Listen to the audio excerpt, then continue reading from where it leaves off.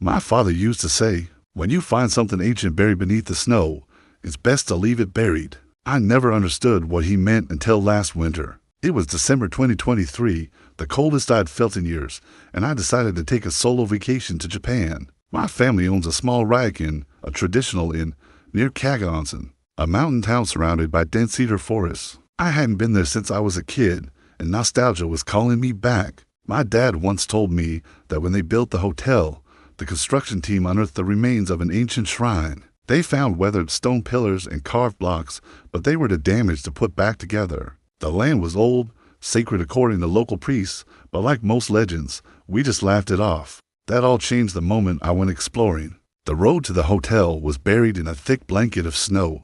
It took me almost 2 hours to reach the building, perched on a slope above the Daishoji River. The place was beautiful, but completely empty. No guests, no staff, no sound but the wind howling outside. I let myself in with the spare keys and chose a suite on the top floor. That night, I fell asleep to the hum of the heater and the creaking of old wood.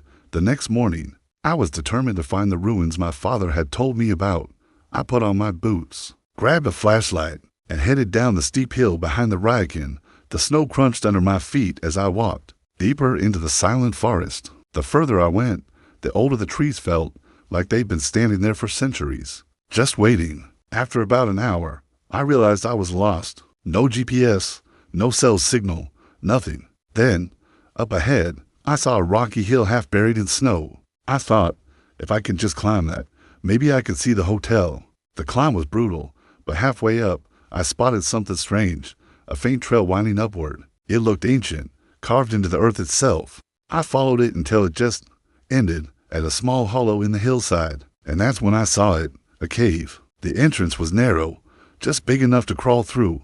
I switched on my flashlight and crouched inside. The beam lit up a small alcove, empty except for a rectangular block of stone in the center. The air was heavy with a musky, animal stench, like something had been living in there.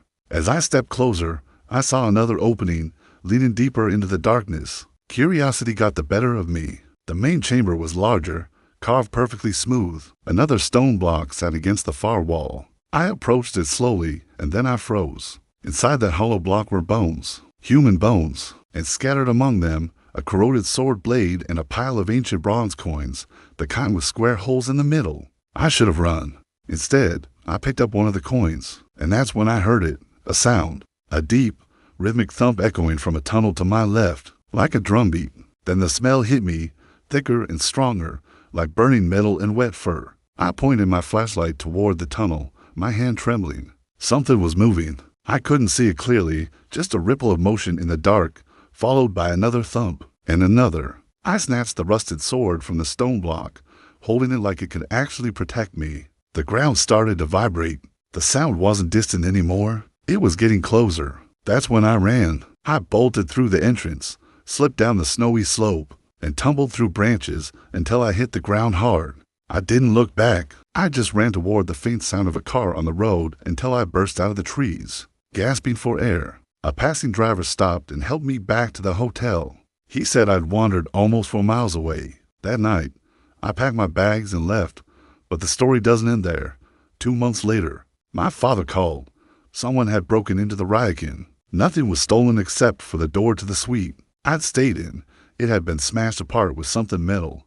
I never told him about the cave, or the coins, or the thing I heard. But sometimes, when it's quiet, I can still hear that rhythmic thump, and every winter, when the snow starts falling, I wonder if the mountain remembers me.